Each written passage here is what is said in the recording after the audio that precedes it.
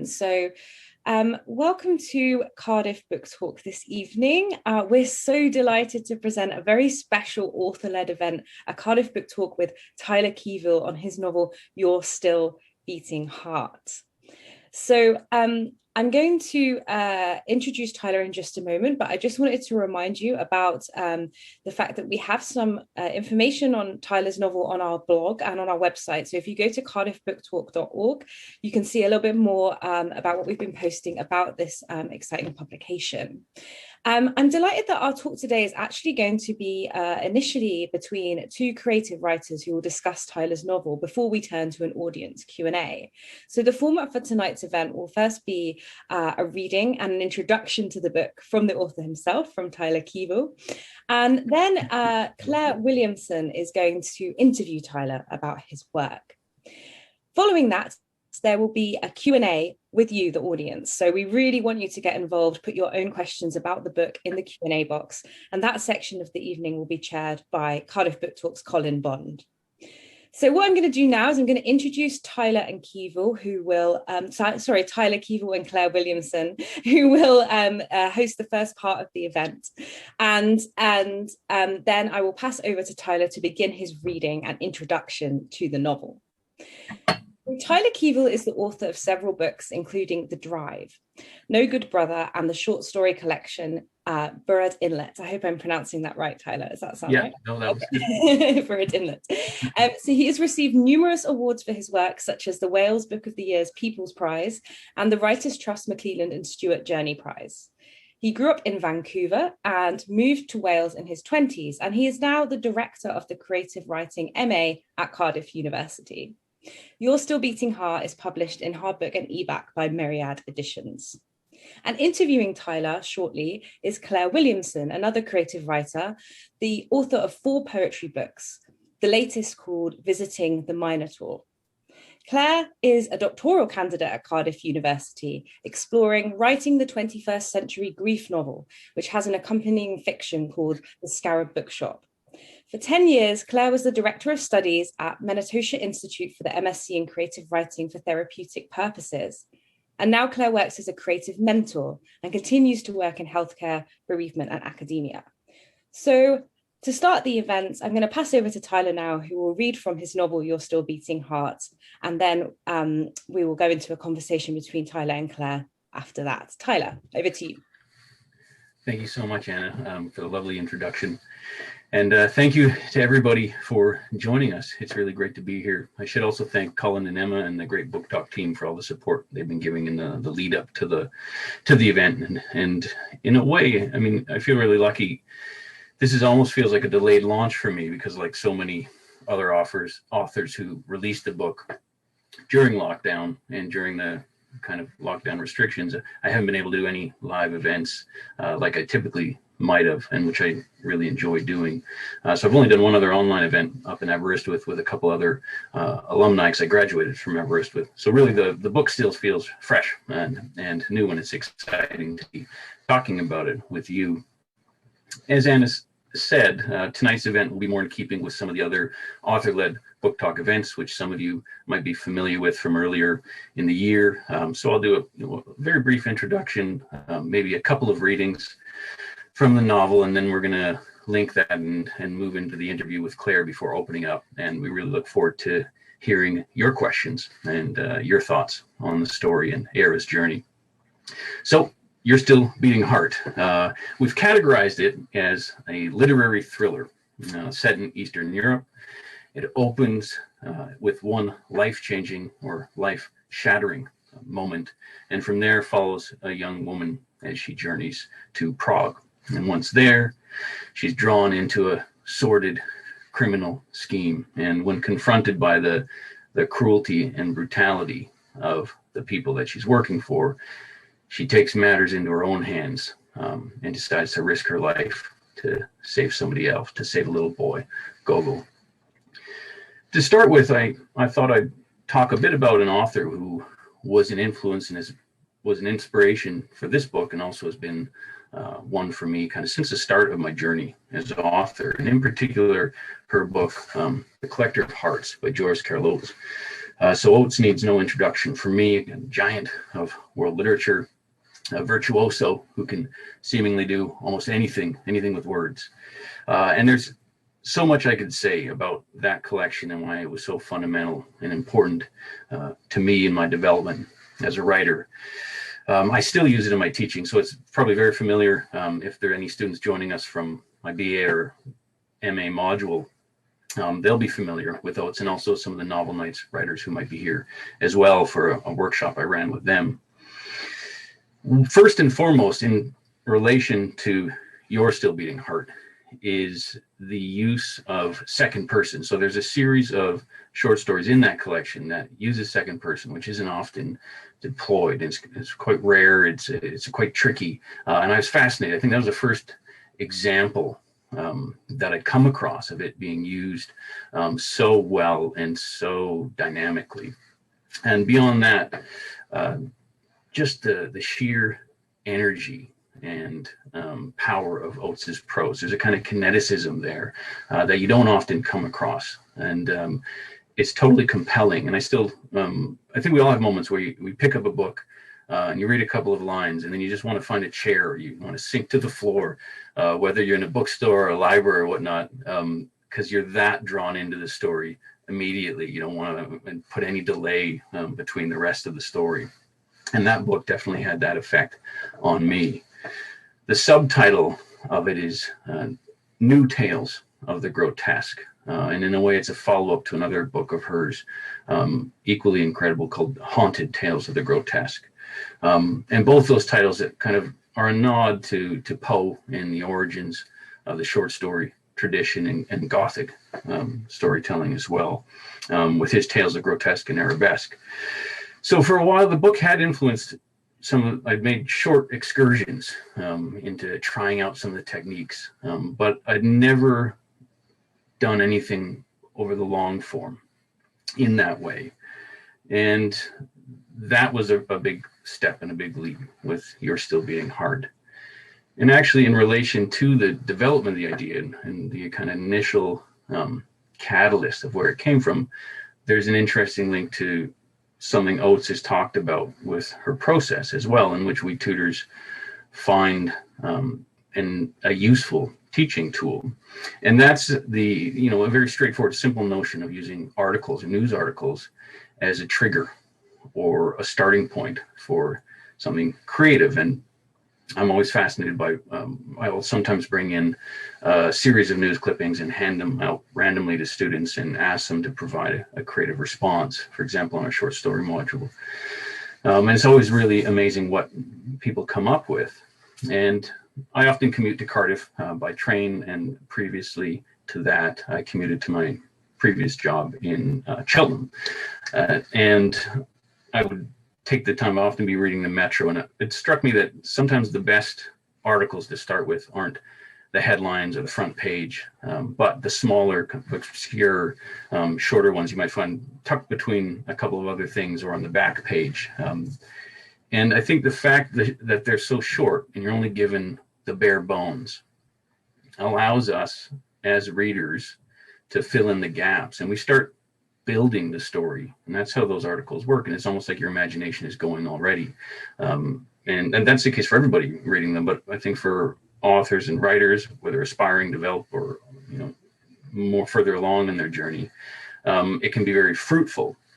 And in relation to You're Still Beating Heart, near the time when I started the novel, a couple of articles had been circulating about not just a single incident, but a couple of incidents on public transport in London, but also in cities as common. It's altercations and confrontations, and that coincided, weirdly enough, in that kind of way where you might have life imitating art, or vice versa, of the trip I took to London, and a kind of incident that had eerie parallels to what I'd been reading about not too long before. And in thinking back on them, they almost seem that there's a kind of blend or a crossing over. And from that, the idea for this opening scene to the book emerged. And it struck me that one of the strange things about public transportation is that it should be a safe space and a safe place. We're surrounded by people, it's brightly lit, that you're in a crowd, and yet at the same time we're alone, that we're all strangers. We don't necessarily know each other, and we don't want to get involved. And all the more so now with what's been going on and the idea of keeping our distance and not wanting to interact. So there isn't that security. It's a false security of being around, to a certain extent, right? Obviously, you can think of contrary examples to that, but that's the ones that stood out to me. So that gave me a starting point, and that gave me an opening scene that I wanted to explore. And there's other things hovering around in the background, things I knew might happen and that this could lead to. But I just wanted to see if this could work in that new style that I want to try out. So I thought I'd read from that. I thought I'd read from the opening, which ironically is called An Ending. And this is the very beginning of the novel. I'll read the whole chapter, but I'll just read a page or two here. So this is how your husband dies.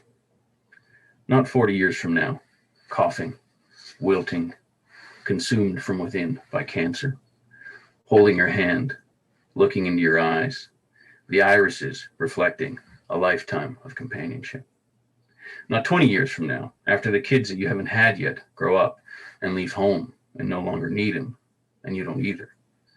At least, not as much. Not 10 years from now, around the time you expect him to have a midlife crisis and buy a Ford convertible, start flirting ineptly and inappropriately with the staff in coffee shops. No, your husband doesn't die in any of those ways, but now, tonight, on a slow, cold, rainy Thursday at the end of November, when he's 29 years old. He dies in London, a city he never liked, very far from home. He dies on a bus, of all places, at 10:34 p.m. He dies because he loves you.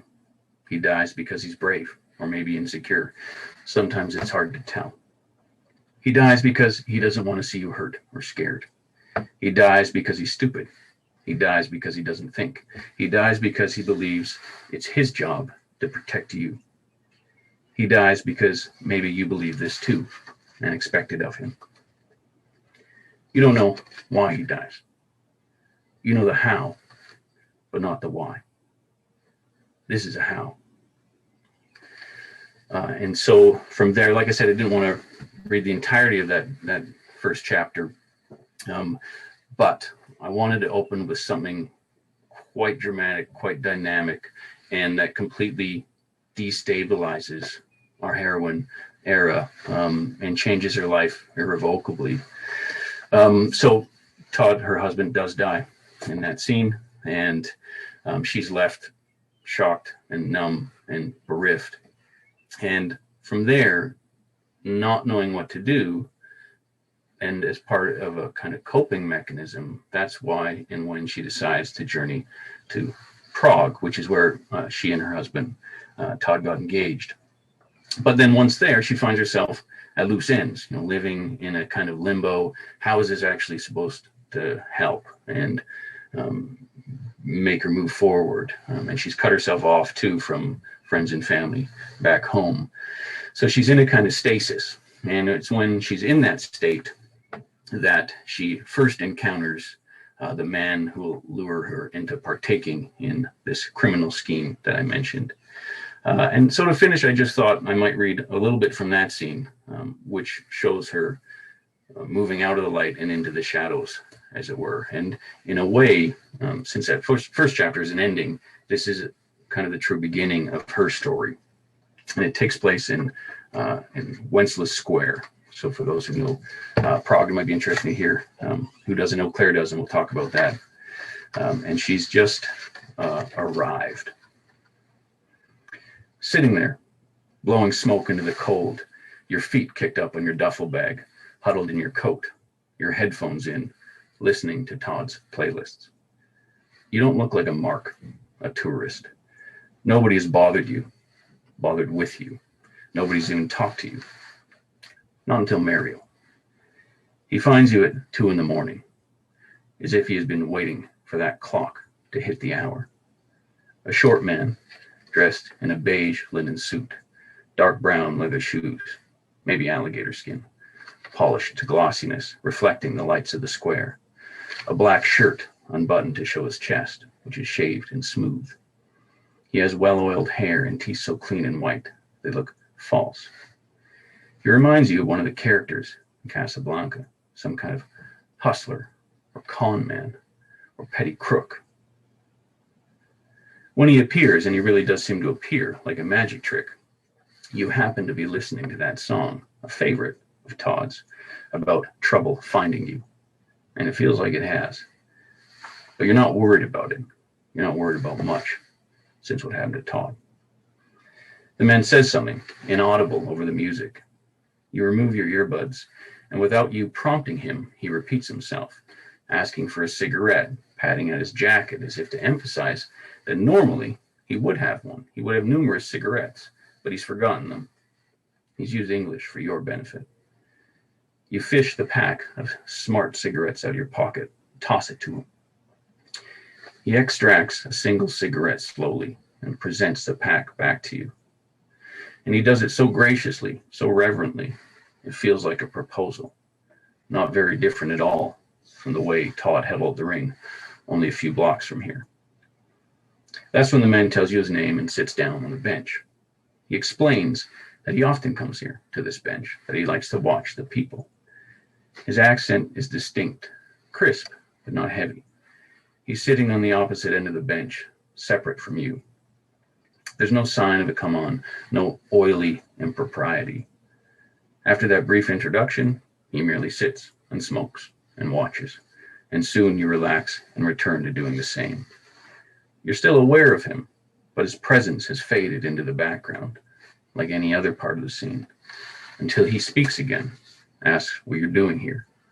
There's no reason to lie, so you explain about the bedsit, your morning meeting with your landlady, that it didn't seem worth getting a hotel just for a few hours. Ah, he says, though he sounds a bit disappointed, as if the answer is more ordinary than he expected. Calmly, still smoking and looking straight ahead, he tells you that he lives in Prague, has done for several years, but isn't home to him. He tells you it's cold, that he knows of a bar nearby, not a tourist place, a good spot to warm up, to kill some time. If you'd like to go, he could show you, take you there. The answer is no, of course. How foolish and naive to accept to go with a stranger in a pale suit and alligator skin shoes to some bar he claims to know about. We're all taught, we're all trained to do the safe thing, the smart thing in these situations. And there's safety in the lights and noise and bustle of the square. But the bus, too, was supposed to be safe, full of people, and all they did was turn and stare and gape and watch Todd die. So you ask Mario, what do you get out of it? He smiles, appreciating your directness. You'll buy me a drink, of course. The way he says this makes it sound like a simple transaction, and maybe it is. You stand, pick up your bag, sling it over your shoulder. You're nervous. It's a good feeling, like putting your hand to an electric wire, feeling the shock. It's nice to feel something, anything. Besides, the bench was hard and the novelty of Wenceslas Square was wearing off. 5 more hours is a long time to be sitting alone in the cold through the night. As you walk with him, out of the lights of the square and towards a darker side street, you feel a twinge of doubt, old instincts. You ask with that same directness if he plans to mug you, if he intends you any harm. He laughs, his teeth shining in the shadows. Not me. Others, maybe, but I'll do my best to protect you. He sounds half serious, half joking. It's hard to tell with Mario. So we'll leave Eira there, moving off the beaten track and towards the darker side of the story and the city that she's visiting. Thank you for that. Thanks for listening. And I think that was a good note, or maybe a time to transition and segue into the interview with Claire and have a water break. Hi, Tyler. Good to Hey, see Claire. you. And great to hear those extracts, which particularly dramatic, that opening scene. My heart was actually racing there listening to it, and Mario getting in on Eira's vulnerability. She's in the square, and just hearing it again, having finished the book, how there's sort of prophetic words there that he says to her. So that was great, and it's a privilege to be here with you and your book. Here's my copy with my notes in it. Thanks. And yeah, I found it a fascinating read. I mean, both in terms of the topic and the topography of your writing. And there's many techniques in it that fascinated me as a much more fledgling writer than you are, without your depth of expertise. But for the audience's benefit, Tyler's my PhD supervisor, so it's nice to turn the tables and ask you questions about your book this evening. There you go. You can get your revenge now. I've been waiting a long time. So I really enjoyed the setting in Eastern Europe, and particularly as I've got a familial connection with Prague. And for me, I was sort of bathing in the place names, especially as we haven't been able to travel lately, and secretly wondered if you'd spent a long time on Google Maps looking at that and retracing some steps. And I liked how you handled the smatterings of local language within the text. And you also took the opportunity to acknowledge some of Prague's history with Terezin and the Holocaust as well. But I was curious as to what drew you to base the novel in Prague. Yeah, thanks, Claire. And it was interesting because I had forgotten about your connection to Prague. So when you mentioned that, and I thought, oh, that's very fortuitous. And then I thought, oh, I hope I got it right, because now here's somebody who'll know, who'll catch me out on any missteps in terms of geography or culture. And similarly, like I joked, there might be people in the audience who know as well. So I mean, that's always a concern, I think, when you're writing something that might not be your home terrain. But fortunately, I did have a brief stint of living in Prague to draw on. So I did that shortly after graduation. And it coincided with my first attempt, as it were, or a real focus on wanting to learn a bit more about becoming a writer. So I went over there, and some aspects of my journey in the early stages of the book kind of echo what Eira is going through, since I didn't have connections or contacts and was on my own in a new city. But you also have the impressions and the memories of the feel of the place, which I think is so important. Interestingly, and I think you might have picked up on this, and readers might pick up on this, I think there is a retro feel to the Prague that she visits because of that, because my memories of it are not contemporary. And like you said, I couldn't go now to refresh them because of everything going on. There was no travel and no capacity to research. And I did spend a lot of time on Google Maps and making sure that my memories hadn't, altered the reality too much. But at the same time, I talked about it with my editor, because I think there's a slight dissonance between the opening, the time period of the opening, and the Prague she visits. So the London that she leaves and the Prague she arrives in, but in a way that also works because she's trying to regain a past. She's going back there to relive or to try to re-experience the fact that that's what was a city that meant something to her and her husband.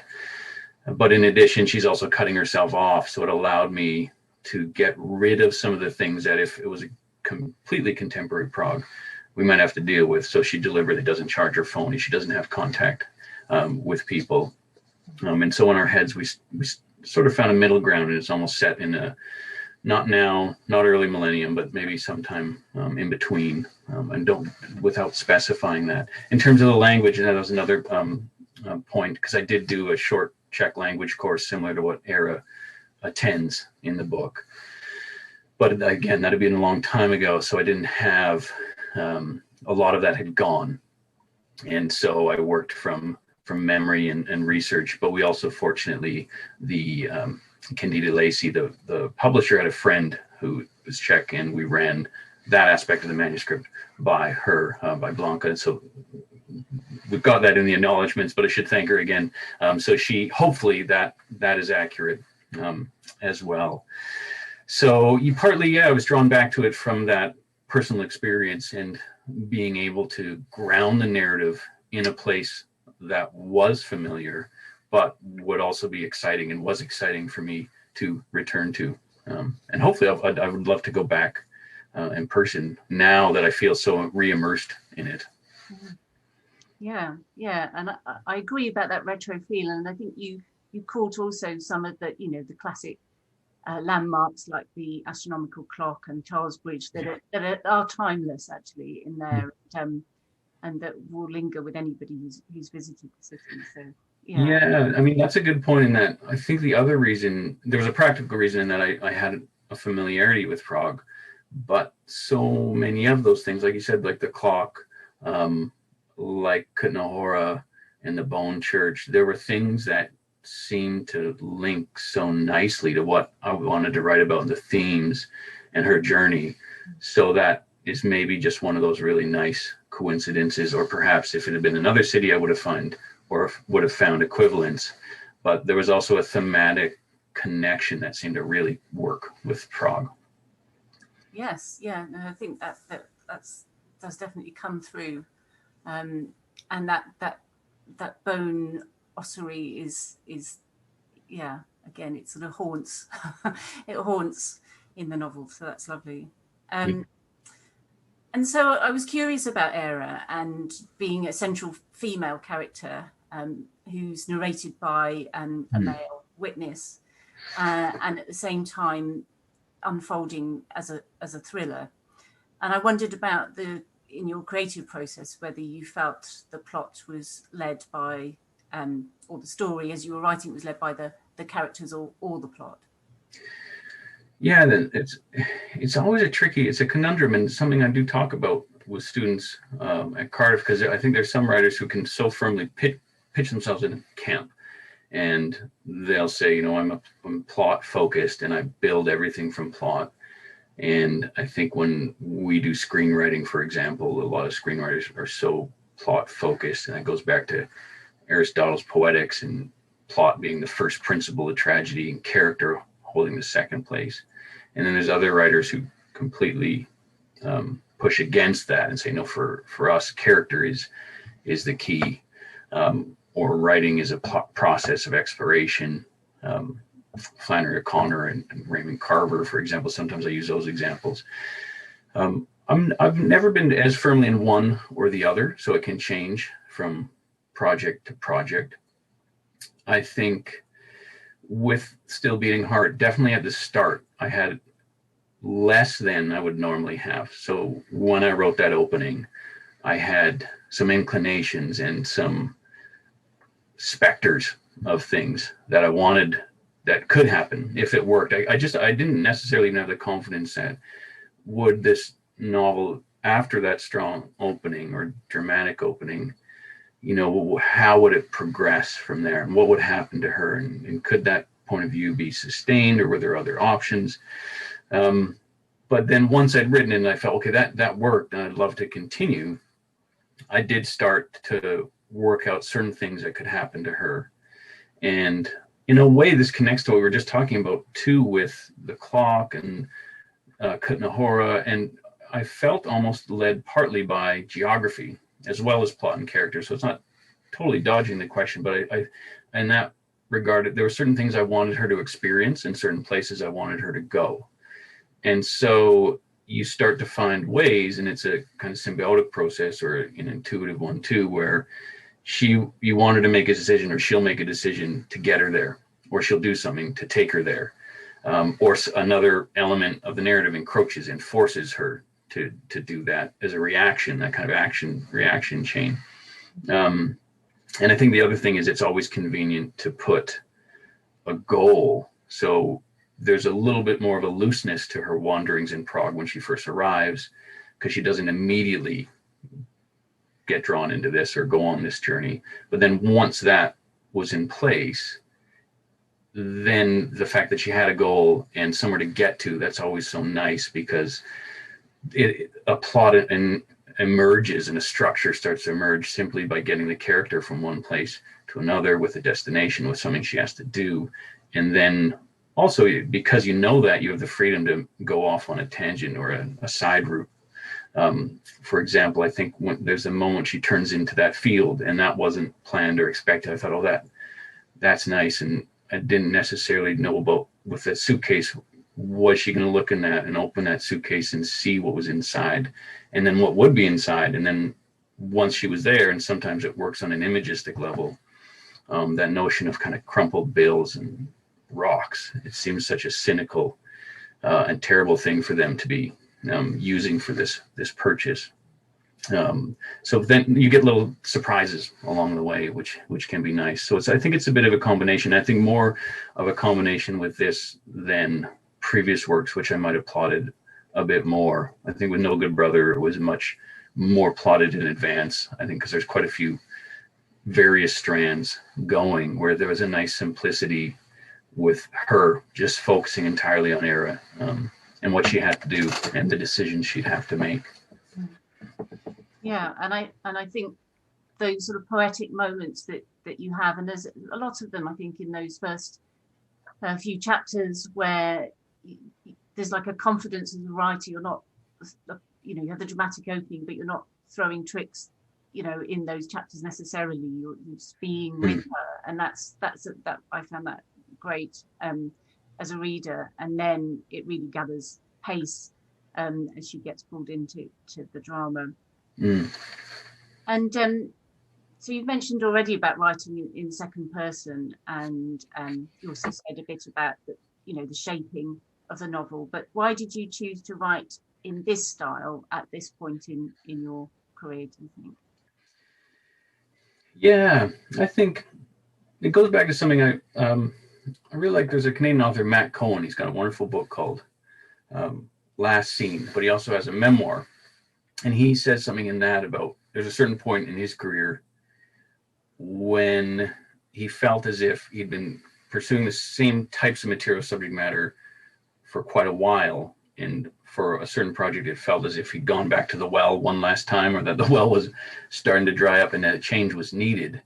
And in a way, I felt that with No Good Brother, with my last novel, because for the first three novels and most of my short stories, I'd relied consistently on a first-person voice,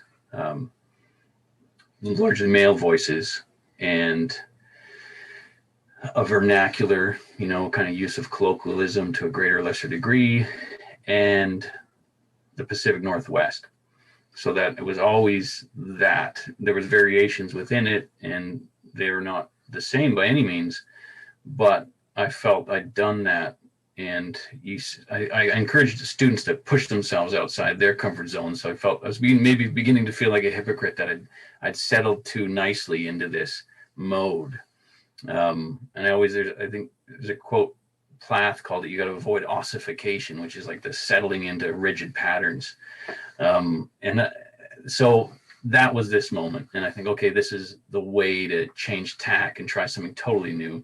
And maybe returning to Oates helped show me the way and gave me that kind of courage where I was like, okay, move away. And in a way, it had to be quite a large shift, and so changing the geography, getting out of the Pacific Northwest, let's go to Prague, which again, I had some familiarity with, but not nearly. It wasn't home like Vancouver was. And then the dropping first person and trying the second person. And also, I was thinking just in reading it and getting rid of poor Todd in the opening act or the opening reel, if it was a film, killing off that the male figure in a weird way. I didn't plan it like that, but looking back on it now, he's removed from the scene, and Eira's left, and now what's going to happen? And then the journey began and carried through. So I think, that makes it sound as if I had some deliberate plan or schemes, but it was really just an instinct, and you get restless and you want to move in a new direction. And I think that's what the case was definitely with this. Yeah. Yeah. And it sounds like it might have excited you to take a leap of faith. Absolutely. And that, I mean, that's one thing that's interesting. You mentioned the point of view that originally I'd only thought of chapter 1 as an opening hook and to use second person. And then, and I even tried this. I tried using third person for chapters 2, chapters 3. I think I got to chapter 4, and I realized just what you said there, that my enthusiasm was beginning to wane, that I wasn't enjoying the process. I'd lost the spark. Her journey wasn't as exciting. And then I thought, wow, could you sustain second person almost for the duration, except for those kind of those twists, there's intervals, the act intervals really. And I thought, well, let's just try it, because it's probably a matter of doing it like that or not doing it at all, not writing it at all, because you can't write it if you don't have that thrill or that excitement yourself, because it's not going to convey to the readers. And if you bore yourself, you're definitely going to bore your reader. So, yeah, that's great. And I know the pain of changing person halfway through a book. But I was also gratified to see a boat trip in there, because I know that you're familiar with boats, and so it made me smile to see there was a boat. Yeah, I mean, that's a funny thing, and I'd mentioned that when I'd sent the manuscript to my agent first. I said, "Oh, I've tried to do a big change. Is this something new?" And she came back and said, "Well, yeah, there's new things in it, but there's still boats. There's still a road trip. There's still smuggling at a border. There's torn loyalties and issues of family, and in a way, maybe there's certain things you can't escape, and that even if you think you're running away from them, you're running towards them." So, I'm glad you picked up on that as well. There's still all the usual tropes are just presented in new ways, perhaps. Yeah, I'm sure Kurt Vonnegut said something similar about that. Oh, really? I didn't know. Yeah. So, and there's an overlap between the work that I'm doing with you and the book in terms of bereavement, a grief response, and what happens to Eira. And as you know, I'm looking at Arthur Frank's narrative responses to narrative wreckage, when the kind of thing that happens to Eira, where suddenly her life, as she sort of planned it in her mind, has completely vanished. And restitution obviously can't take place. Todd can't be brought back for her. But I wondered about those themes of chaos, when things are very chaotic and perhaps can't be narrated, or quest, which seems evident in there, whether you wanted to say anything about that. No, and I mean, it's been really fascinating, because I've been learning about that from you and your research, and then in coming back to the book and considering it through that, because you're applying that lens to other contemporary books that deal with grief and bereavement, and thinking about this narrative in that way was really illuminating. And I think you're right, that moment, that opening that's the narrative wreckage of her life. And it's also made me think about, and having learned from you through discussions about Frank, about how we all see our life as a narrative or as a story, and we have plans, and we talk about what we've done, where we've been, where we've come from, who we are, where we're going, and then things can happen that just destroy that, obliterate that, and all of a sudden that story, that narrative, no longer means anything. And in a way, it's like pulling away of a veil, where you realize it maybe never meant anything. And I think that's what's happened to her, and she exists in that chaotic state to start with, and for that portion of arrival in Prague. And that's what she's trying to do. She's trying to make sense of it, and there's a lot of kind of images of meaninglessness, or patterns that might have been constructs that then don't actually mean anything, and that depends on her emotional and psychic state. But then that idea of what you said about quest, that then comes in, and initially she's given a purpose, but when she finds out the sordid nature of that, a very simple, straightforward task, go make a delivery and bring something back. But then when what she's bringing back turns out to be Gogol and this little boy, she finds a much greater purpose, and then that's the real quest, and gives her meaning again, to save him. And I think to a certain extent that's the hardest thing for a reader perhaps to believe or to buy, that she might be able to pull this off and to achieve this. And I've worked as hard as I could on that, because that's the whole point. And I didn't want, it's quite a grim book and a brutal book in certain parts from the opening as an example, but I didn't want a totally bleak ending. I wanted that redemption, or I guess the idea of restitution, like you said. And I wanted that connection between her and Gogol, and for some sense of I wanted that escape. Yeah, well, I think you sort of foreshadowed that well when you sort of put in some elements of the relationship with Todd that weren't ideal. Few chapters in, and you think, oh, there's more to this character than just a grieving girlfriend or wife. She's a wife, isn't she? So, there's more to her, and that she has a shadow side there, and I thought that was a great way into it, and it that was a hook in itself for me. Okay, interesting. Yeah, thanks.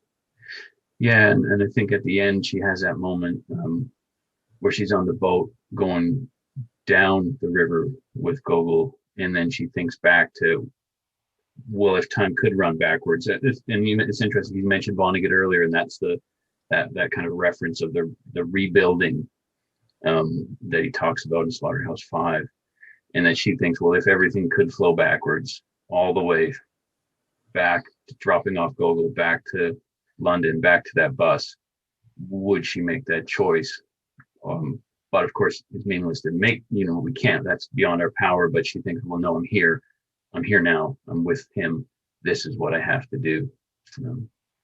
Yeah, and she seems very alive, with that quest, and of course the reader is with the drama of what unfolds, and so I think we go on the journey with her from the chaos to meaningfulness, and I like the way you played with time very much at the beginning as well, so that's a chaotic element where time perhaps stretches out or flashes by. You can't get a proper handle on it, and then of course time, with it being a thriller, becomes a really important factor as well, but vital to her. So I thought that was all those references to time, and the clock at the beginning as well sort of seemed to, and the characters on the clock, so the weather people seem to say something about the characters in the book as well. So I mean, I can only recommend it to everybody to read it if you haven't already, and it's a great page turner, but it also has all that, it has literary depth, I felt, with your lovely descriptions and your characters who come alive to us. So it's a great read. Thanks, Claire, and thanks for the really insightful questions about it. And so it's lovely talking about the book, because it makes you reframe it, makes you think of it in new ways as well, especially once you've had that distance, because it's been a while since we went to press with it now. Yeah. Thank you. And I guess it's that time, Colin, to turn over to the audience if we have any questions from people. Hi everyone. There's some pretty good questions here. There's a few about writing in the second person, which I think we might come back to in a minute. Okay. But there's some pretty good questions coming in about grief and bereavement. The first one, let's see, where should we start with it? The first one, I'll start with the simplest one, which is from Julia. Grief emboldens Eira. Is this something that you've witnessed?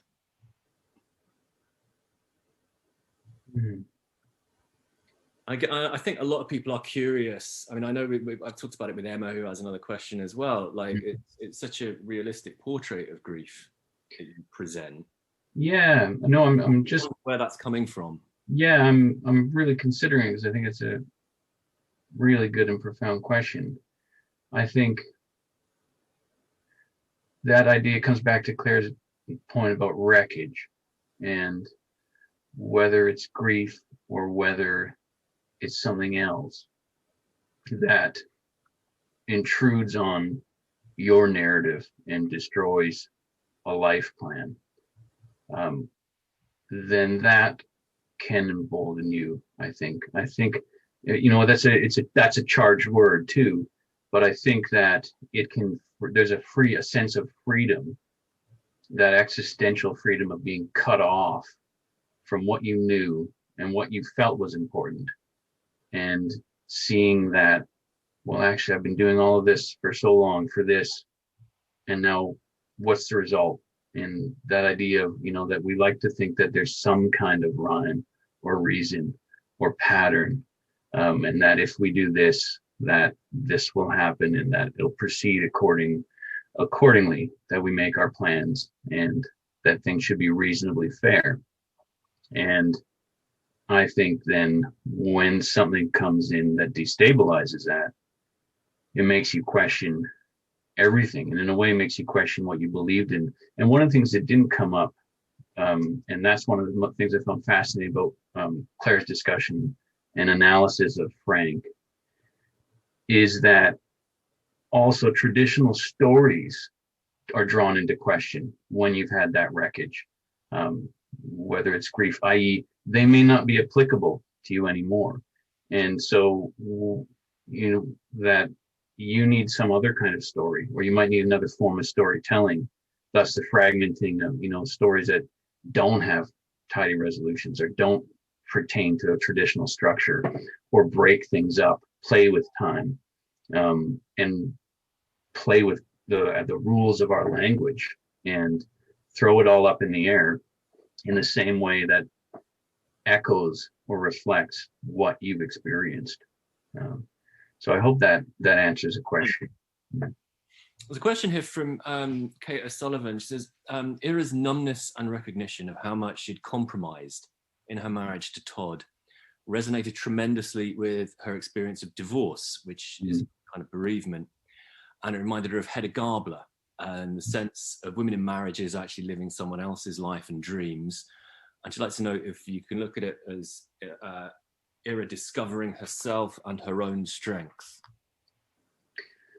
I think absolutely. I think that part of what you expect, and what I wanted to avoid was her being always sad about this loss, and Todd being this overly romanticized figure that she's always missing and feeling for and pining back towards. I felt some of the most interesting scenes to write was when she was feeling the opposite, and that might tie into the first question, the idea of freedom and boldness, and the first time she's able to pick up a cigarette again and just say, I don't have to, or when she's no longer worried about taste or musical choices, and the things that in relationships maybe we all make some kind of compromise of coming together, but it's also pushing down or restraining an aspect of ourself that might not fit. It's like two kind of puzzle pieces coming together. And so that those moments of liberation, I think, are to do with that. And like you said, about rediscovering herself and redefining herself. And maybe there's a connection to there's an interesting, speaking of loss, I used to teach Dave Eggers' A Heartbreaking Work of Staggering Genius in a nonfiction class I did. And it was very whimsical. Eggers and his family lost both parents when they were quite young, and him and his sister and brother were looking after younger brother Toph. Christopher is only 8. But it's a very whimsical book, really playful. And there's a bit in the prologue where he says, one of our main themes, he kind of lists all the main themes, he gives them to you up front, is the unspoken magic of parental disappearance. And so he draws our attention to that, in all fairy tales, and there's also a kind of desire for this freedom that, sure, we're grieving and we're devastated and we're missing the family we had, but there's this incredible lifting and sense of liberation, and the whole family moves from where they are to the coast to San Francisco, and it's this totally unpredictable and in some ways not unprecedented, but totally unique life that they end up leading, because they're old enough to be his guardians, so they kind of become the parent. And similarly, there's maybe this idea of disappearance that of the freedom that Eira is feeling is due to that way in some way as well, or due in part to that. There's a lot of fairy tales and children's literature, aren't there, that begin with the death of parents. And so I guess I mean, I liked it. I think all of that made the character situation seem a lot more real. The fact that you did convey her sense of ambivalence about Todd and about that relationship, which probably all of us feel about all of our relationships at some point or another. It's very sort of well handled. I'm sure there was another question about grief. This is Emma. Emma, who's part of the team, she writes, having lost my fiance a few years ago, she found the first chapter really powerful. It actually made her cry. How did you know so accurately the chaotic thought processes that Eira went through? I think that is partly due, it's imaginative for sure, but then, like I said, partly in a way I was reliving a nightmare scenario, I think, and based on some of the news articles I'd read and that incident that I mentioned, that in some ways was closely paralleled what happens, but without the bad end, if that makes sense. And without the full confrontation, but a situation that none of us want to be in, and the kind of thing that you don't forget. You feel that, oh, that was not good, and the things that like kind of haunt you. And Stephen Hayden is the Canadian author, says you got to write about the things that haunt you, because, and in a way, maybe it's a way of making sense of them and getting them down. And we talk about the cathartic aspect of writing, but also just dealing with it and understanding and experience. So I think that played into it, and really imagining and then taking that and saying, well, what if that, and what if that, and where would that have left? But I'm really glad, to hear that it seemed to capture something so well. But I think there was no rational way into that, and it was just something that emerged, except for the fact that I knew I wanted to begin with that, and in a way that was the anchor point from which everything else followed, I suppose, like throwing a stone and there's things that are kind of trailing after, or the disruption. Okay. A question from Jolene. She says there are a significant number of women with different types of power in the book.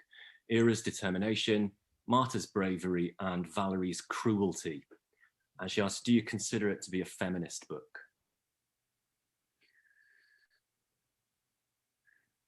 I didn't deliberately or overtly set out to write a feminist text.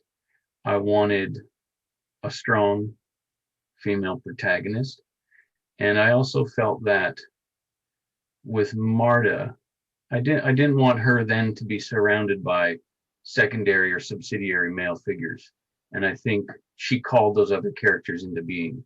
That when she arrived at the bedsit, I just had Marta in mind, and she appeared, and I said, "Oh, this, I'm always interested in the minor characters in a work and how they function, and in some ways, they're your favorites, are the most fun too, or the most interesting." And similarly, I think almost like the idea of polarity, and for Eira, we needed Valerie, as the villain of the piece. It couldn't have been a male figure. I didn't want that. Of course, there's Pavel there lurking, but she's the real force behind the two of them. And in many ways, it becomes the game or the challenge or the true confrontations are between Eira and Valerie, and those phone calls on the way when she realizes that Eira's defied her.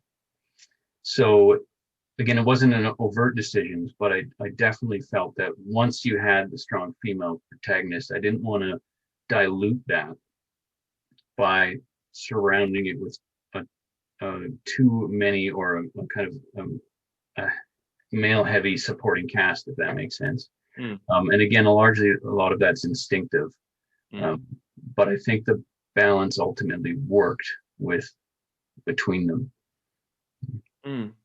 So, I mean, obviously the book's not written from a female point of view, but did you find anything particularly difficult or easy about writing about a female protagonist? Yeah, and I think that's especially, it seems like such a charged thing, the idea of writing from another point of view or from a point of view that's not your own.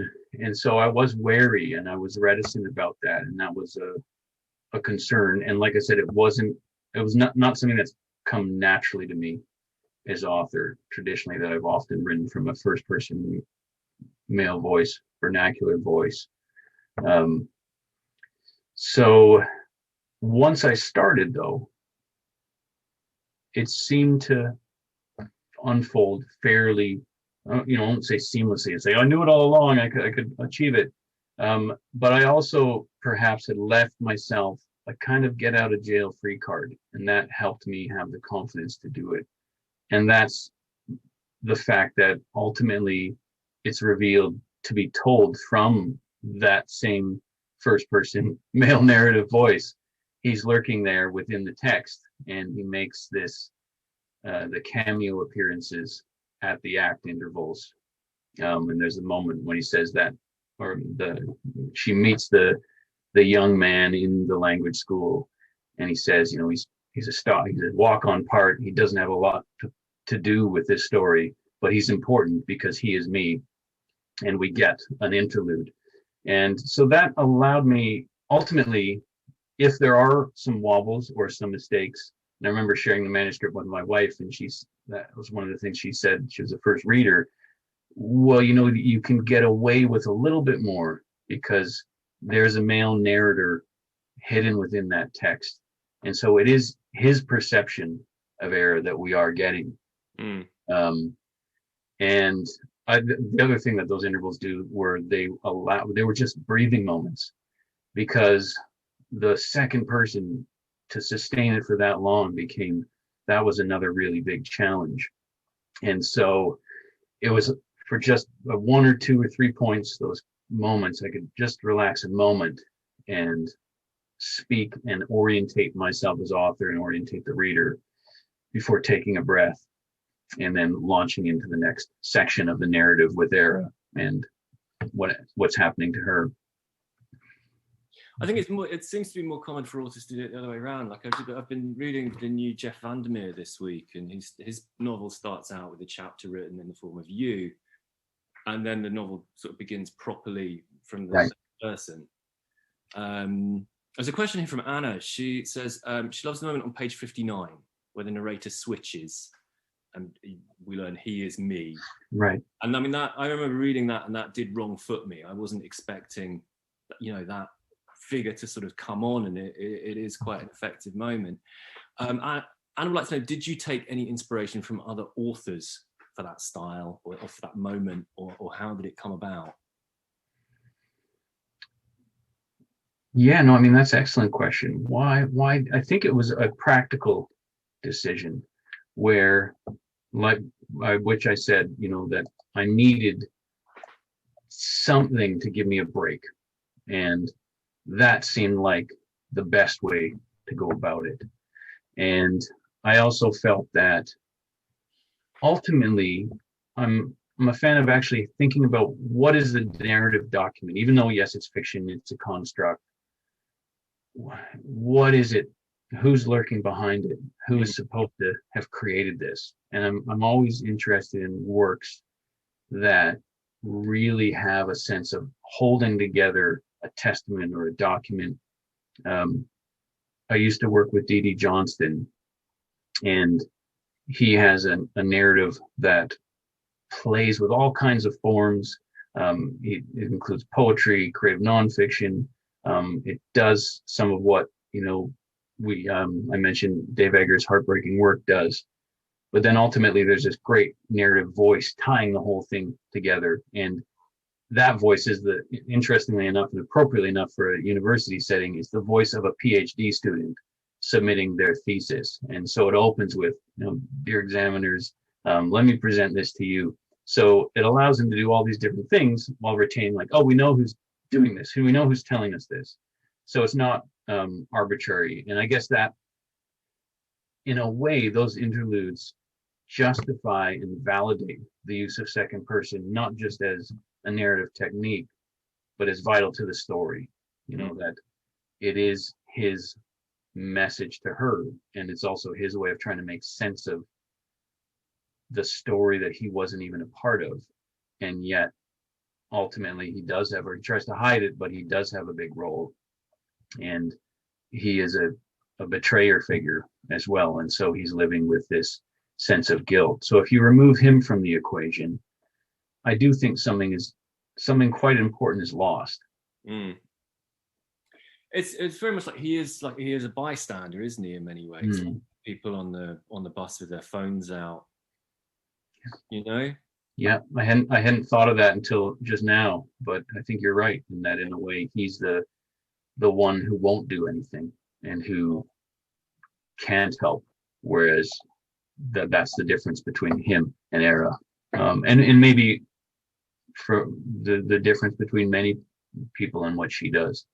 I did wonder if, I don't know if there's a question in there anywhere, but whether, because I was thinking of this scene in the beginning on the bus that people have their phones out, and how that's mirrored when Eira's on the aeroplane, and there's a woman that sits next to her who has a heart attack or something, and again people are filming it. And it seems like one of the kind of unspoken themes of the novel is callousness, and how perhaps the human animal needs to be we need to be removed from each other, and not get involved with every sort of drama that you see on the street.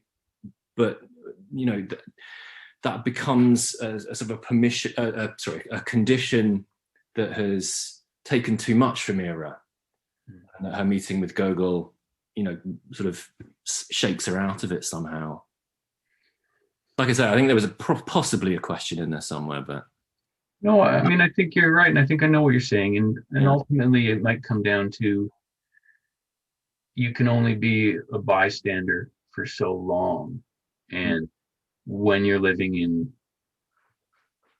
circumstances that are generally stable and generally placid, then you can do that and you can get away with it, and you will never be forced to truly face those kinds of difficult decisions.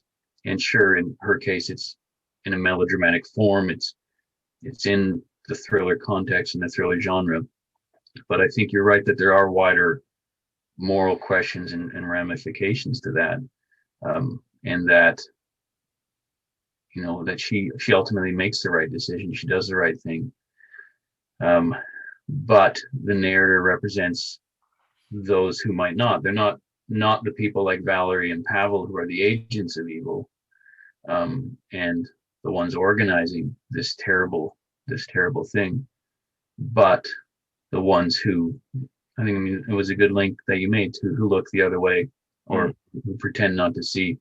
Yeah, like we all know this goes on. Yeah, we know about these, the family who have to sell the boy, or whatever the situation is in Europe, and there was one question that I wanted to ask, which was, and I'll come back to the audience questions as well, but I possibly this connects with it. Like the names in the book, there's a few quite symbolic names, I thought. Like, I noticed that Todd is the name of her husband. That's the German word for death. Her name is Eira, which, if you speak a bit of Welsh, you'll know is snow.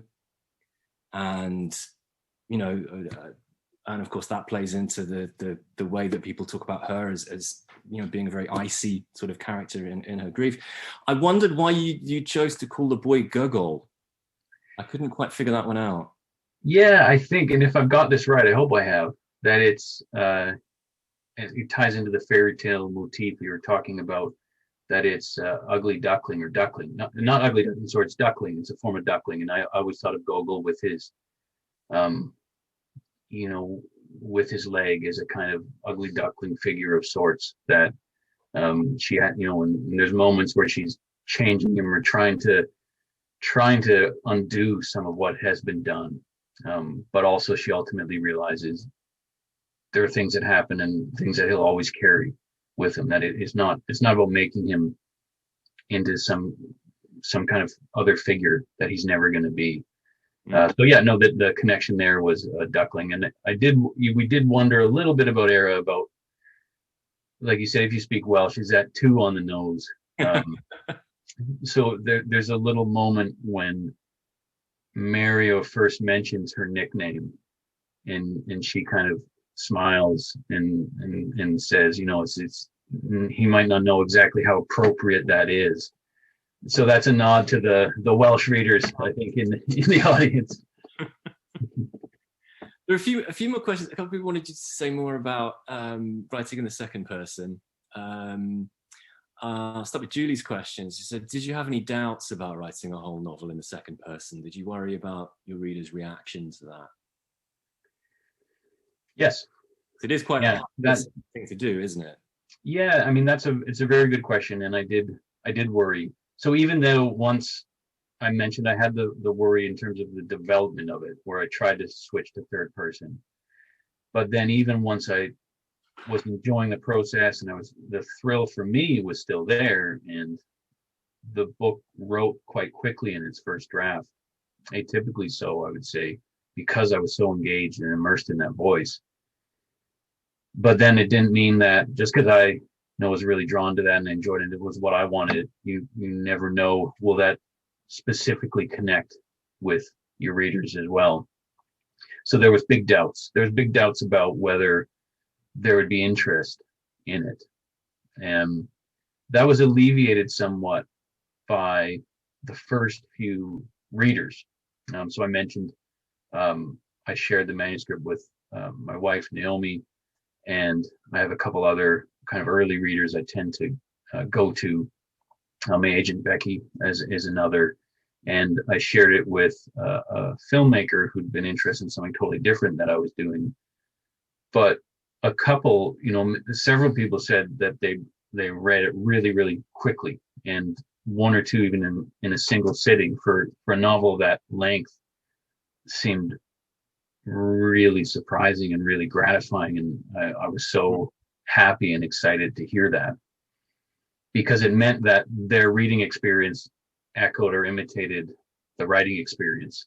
That kind of just there's a streamlined nature to her journey once she gets to Prague, and if you've got the reader there and what starts to happen.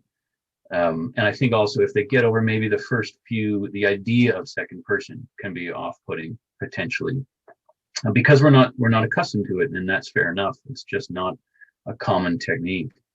So the fears though were alleviated by those early readings, and then I was excited to reconnect with Myriad Editions, who I'd worked with on The Drive, and Candida Lacey, who might be among the audience. And the team there, and my editor, Vicky, was just brilliant in helping to smooth out the voice. And actually, that's one thing that Vicky really brought to the manuscript, and what she helped me work really hard on was removing some of the formal. I think when I was writing in second person, I tended to rely on a slightly more formal diction and syntax. So too many, a lack of contractions, and a kind of a slight grandness or gravitas. And she said, no, let's get more immersed in the moment and in Eira's psyche and let this flow a bit more naturally. It can be second person, but just allow the language to have a bit more flow and less formality. Yeah. There's a question. Kerry asks, she says, you is a highly intimate term. Says, rather grandly, I think I use it to my God, my lover, and my enemy.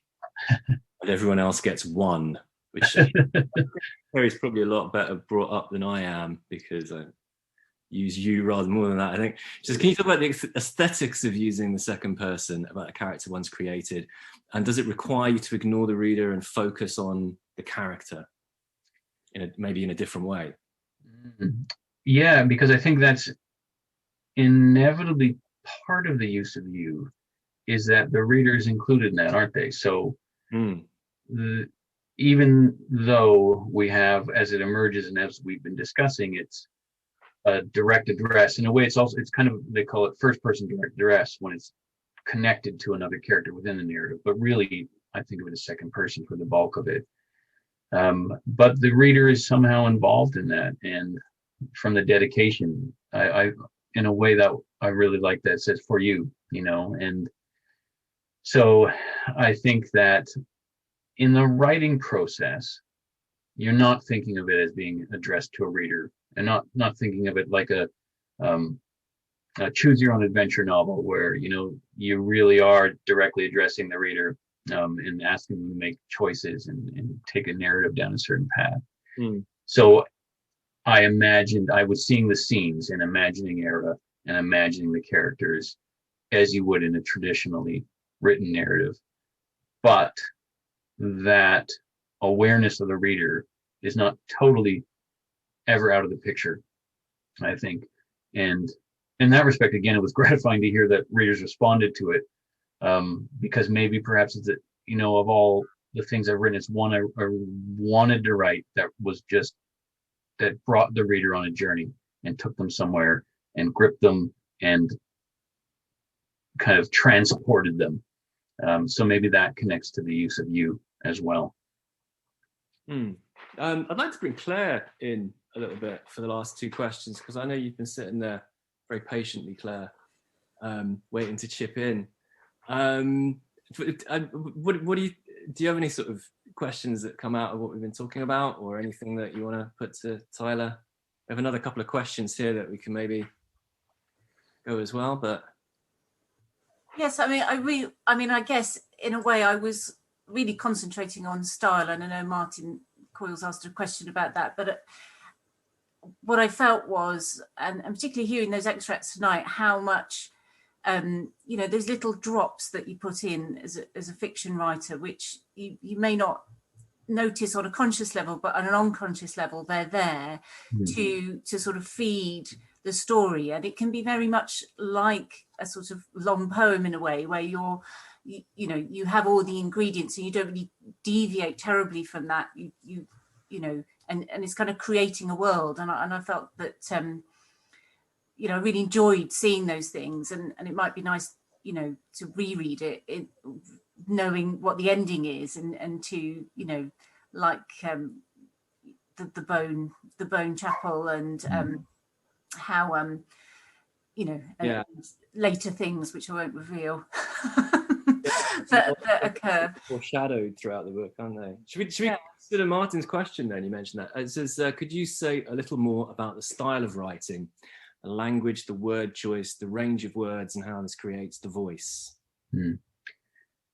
Yeah, absolutely. And in a way that might kind of bring a nice circular kind of aspect to our discussion, because it goes right back to what I mentioned at the start with Joyce Carol Oates, and also links to what came up in the discussion with Claire, because as probably stood out, it's not a grammatically correct narrative, and it doesn't use complete sentences all the time, and that definitely links to the use of second person, and that definitely links to what Oates is doing, and the idea of kind of layering language and breaking language up and using those sentence fragments partly to reflect Eira's mental and emotional state, but also because once you get in the flow, I think, and once the reader adapts to seeing language in that way and it being used in that way, that's what allowed to sustain the energy I was talking about, and just to keep it moving. And I think that helped the second person narration be conveyed. So I guess in a way, what you're actually experiencing more is a little bit closer than if you were in third person limited to an actual experiential or existential engagement with Eira's world, that just being allowed to just use a fragment that is an image that, and that she's seeing that image or she's feeling that without ever having to say, and then you feel the table. You can just use the sensory description and start to let it roll and unfold. I was sort of casting around for sort of other art forms that use the word you, and I came up with pop songs, but the other one that I thought of, which I thought was probably a bit more relevant, was video games. Oh, okay. And how people, like you take a character, you control it, you visit different places, and in a way the locations tell the story when you play a video game. There's not interacting with the characters in the game is really very limited. Yeah. Did you think about it as, how did you write places in the book? Was it with something like that in mind? I think generally there'll be reconstructions from memory. So, but it's interesting what you said about getting up the character to a place, and that might connect to what we're talking about with knowing I wanted her to get to certain locations because of the thematic resonance, or because of the power of the memory that I had and wanting to convey that. And so going to Kutnahora and the Bone Church and the kind of amazing but unsettling decorations they have there. But memory can only take you so far, and using Google Maps or using photographs that you have or photographs you can find and source helps to rebuild the narrative and rebuild those images in the Bone Church and in other locations. So it's a mix, I think, of memory, research, and then in certain instances you go off path and you go to somewhere that you've never been, and then you're more relying on research. And I think for me, definitely as author, I have to work much harder on those places that I haven't been to accurately convey them.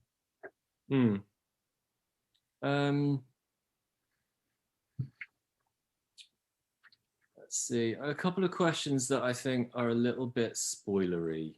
I might not. I might leave them.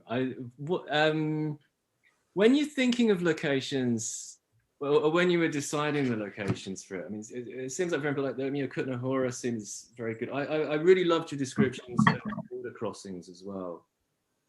Of which one, sorry, Colin? Border crossings, like right. Both ways, I thought that was done really, really quite effectively. Is there, what do you think makes a good location to write about?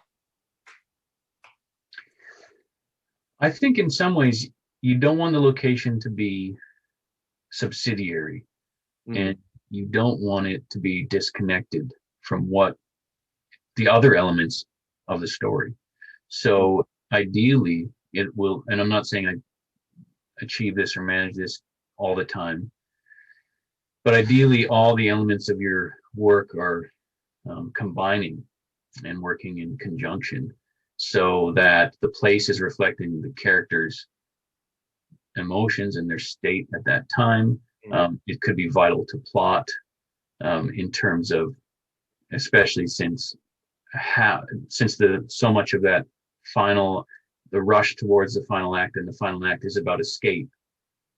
The location has to do with, well, where can she go? where can her and Gogol go? What are the escape routes?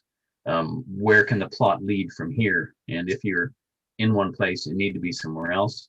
And in a way, trying to think of her journey, how would you actually get out of that?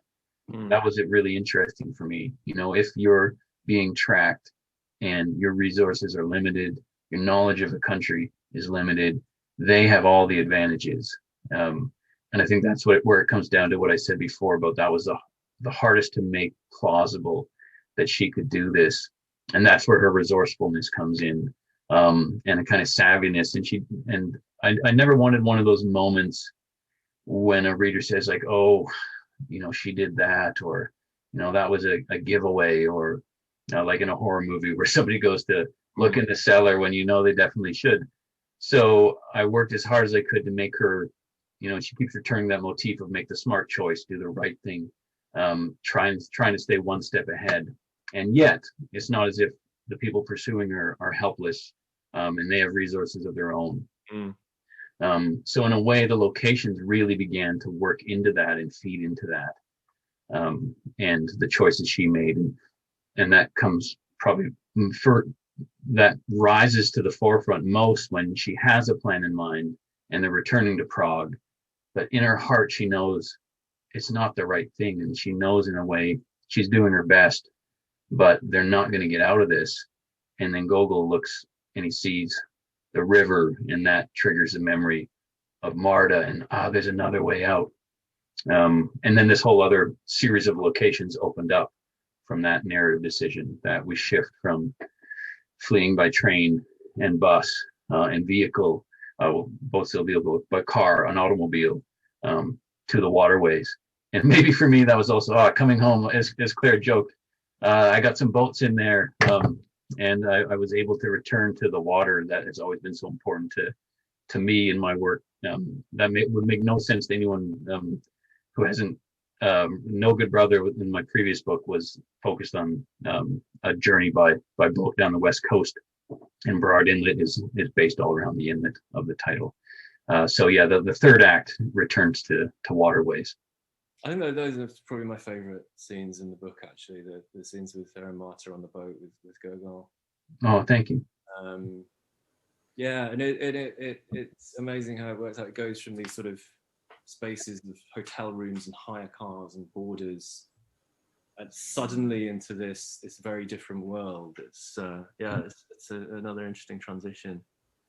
Yeah, I think Emma wants to know how she can get an autographed book. Emma, I have an autographed book here. You can have that one off me when we're done with it now. And I think it's the least I could do for all the support Book Talk has given me. I could send it in as many as you want, really. So Anna, I think, is planning a holiday. She says she wondered if the bar with Mario was based on a real place. Yeah.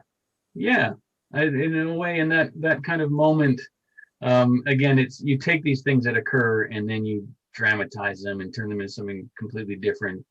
But I remember, being a totally naive student, and I showed up on the red-eye flight to Prague, and I was sitting there with this suitcase full of books, and this guy came up, and basically a similar situation evolved. Yeah. But in that case, his friend didn't show up like the character who then becomes the menace. In a way, it was a perfectly reasonable exchange. I was warm for a time and had a beer, and Mario let me go on my way. Brilliant. Okay, we seem to be running out of time. Anna has appeared, which is usually a good cue that it's time to wrap up. So I'm gonna mute myself. Thank you very much for coming and talking to us, Tyler. It's been a real pleasure to ask some questions to you. Thank you very much to all the panelists and to the audience as well. Those are amazing questions, and I hope I did them justice. That's always that's the most exciting and nerve-wracking part of an event, because you never know what you're going to be asked. There's no preparation possible. So we do our best. But thanks for attending and for the support. Yeah, no, I just yeah, thanks for asking that question. I want to go to that bar, I think, potentially. So thank you so much to Claire, Colin, and especially Tyler for such a fascinating discussion tonight. We've covered grief, travel, literary style, narrative voice, and so much more than that. And I feel like the audience questions really paid tribute to the wonderful twists and turns of the novel. And I think you could all just keep talking and we would still have more questions to throw at you. So it's a shame to end it there, but thank you so much. Tyler, you've been so insightful in your responses this evening. Thank you. I think Claire's interview really invited us to think about Tyler's range of writing styles and the power that the decisions of style have on such a fast-paced and exciting book. So yeah, if you haven't read it already, go out and get it. Thank you to everyone.